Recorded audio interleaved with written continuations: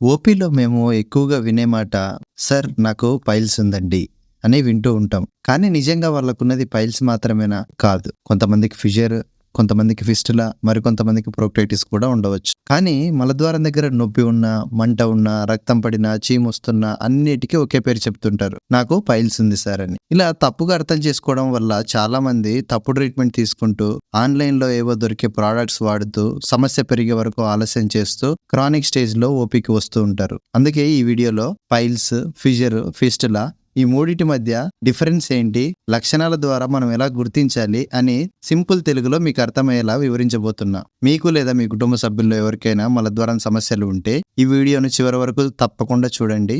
వారికి షేర్ చేయండి. Hi, hello, నమస్తే అండి. Myself doctor Amarnath, MS scholar in Ayurveda.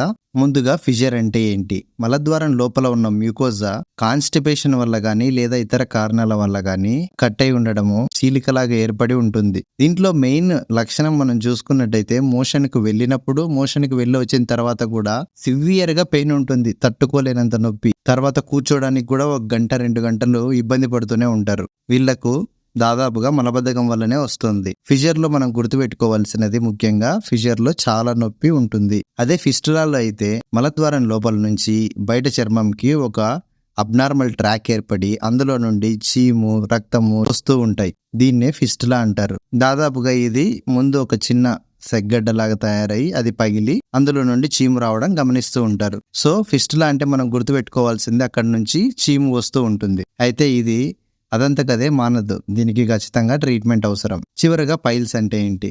Piles అంటే మలద్వారం లోపల ఉండే రక్తనాళాలు ఉబ్బి బయటకి వస్తూ ఉంటాయి. ఇందులో మెయిన్ లక్షణము మోషన్‌కి వెళ్ళినప్పుడు రక్తం పడుతూ ఉండడము, లేదా మోషన్‌కి వెళ్ళినప్పుడు ఆ రక్తనాళాలు ఉబ్బి బయటకు వచ్చి మాంసపు ముద్దలా తగులుతూ ఉంటాయి. కూర్చోడానికి ఇబ్బంది పడుతూ ఉంటారు. సో పైల్స్‌లో మనం గుర్తుపెట్టుకోవాల్సింది చేతికి ముద్దల్లా తగులుతూ ఉంటాయి. రక్తం కూడా మోషన్‌కి వెళ్ళినప్పుడు పడుతూ ఉంటుంది. సో ఫిషర్‌లో నొప్పి ఎక్కువ ఉంటుంది. ఫిస్టులాలో చీము వస్తూ ఉంటుంది. పైల్స్‌లో రక్తం పడుతుంది.